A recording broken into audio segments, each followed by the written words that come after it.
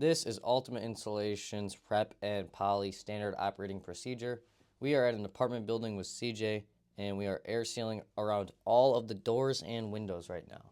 So CJ has his door and window foam, which is low expansion foam, because if we use high expansion foam, it's possible that it warps the windows or it makes them hard to open. So it's important to use low expansion foam when we're doing this.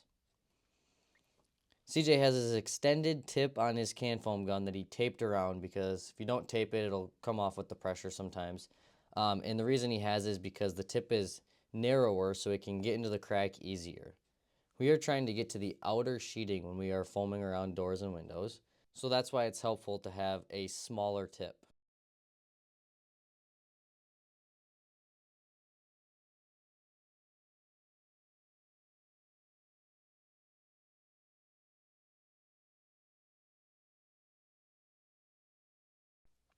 So CJ finds a good pressure for his gun, and then he just holds the trigger down and tries to move it smoothly and consistently to fill the crack.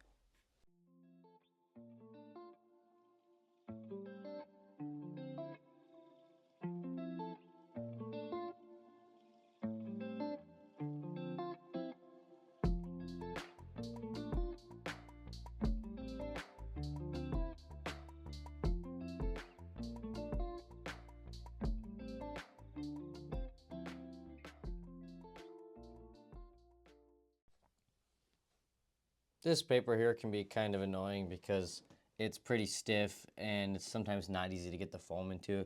As you can see, CJ is kind of pushing the gun in there to push against the paper to get it in there. We just got to do the best we can to get the foam as far back there as we can, and sometimes it does take some pressure.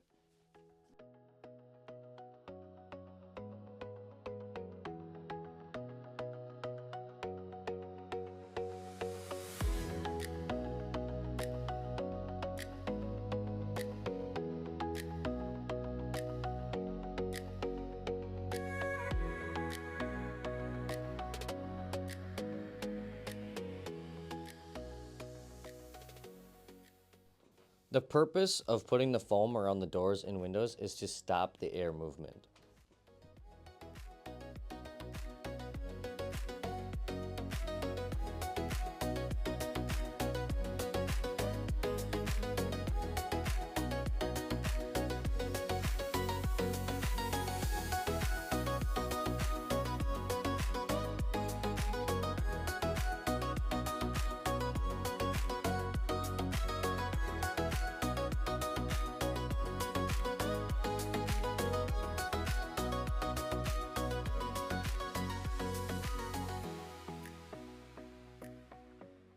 On the top, it's pretty small, so he's taking his time just making sure he gets all the cracks and gaps to do a real air seal.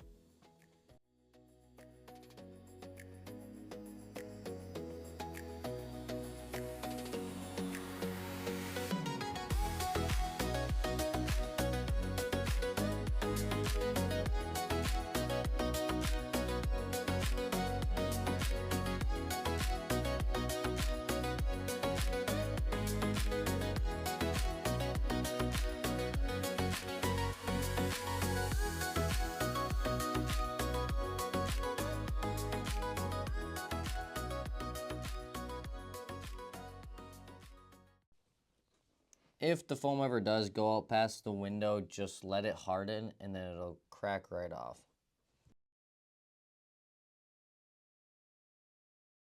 So we are caulking the bottom of the windows.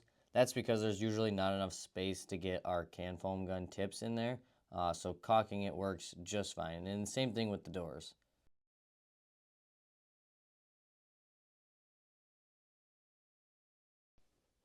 So CJ's caulking this door. He's just trying to stop the air movement. So all you need is one bead across the whole bottom of the doorway.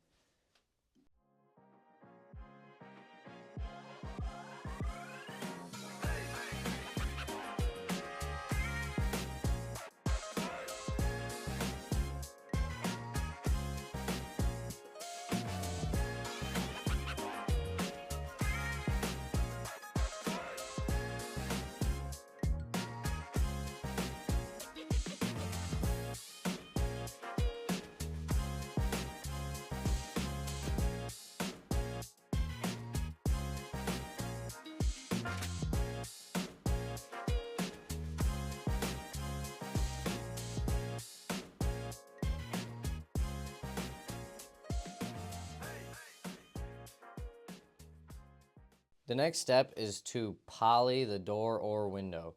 And before you poly, you're going to make sure that there's foam all the way around the door or window. It's easy to miss it if we poly before we can foam it. So you're going to roll out your poly in front of the door or window just a few inches bigger than the width of it, just so you have some room for air. And then you're going to cut it with your utility knife, tack up the top 2 corners, and then put staples every couple inches. The reason we poly is to keep the windows clean from our cellulose. If we didn't, we would spend way more time cleaning the windows. Make sure we are stapling to the wood studs and not the frame of the window.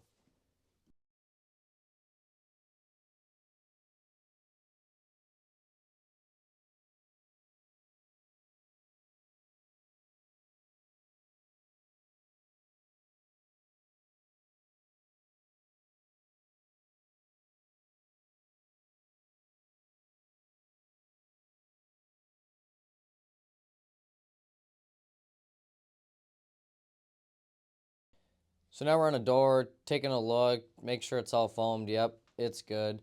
Then I'm going to cut the poly with my utility knife, and then I'm going to pull the corner up and staple one down.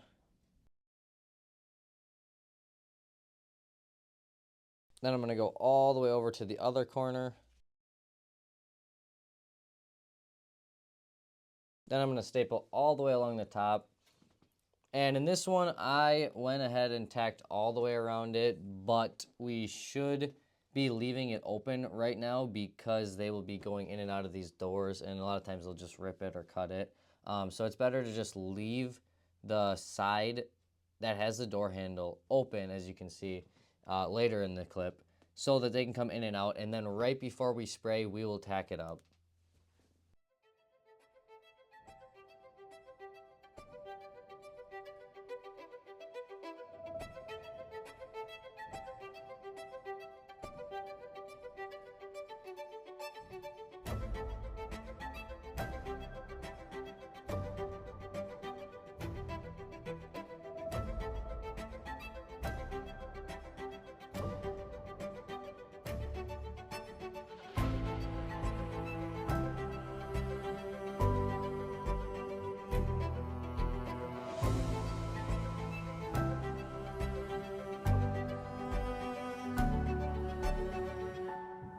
Depending on what size poly we use, you can usually get 2 windows out of 1 piece. So as you can see, there's a lot of overhang, and it's important to cut it off no matter how big the overhang is, even if it's only a few inches.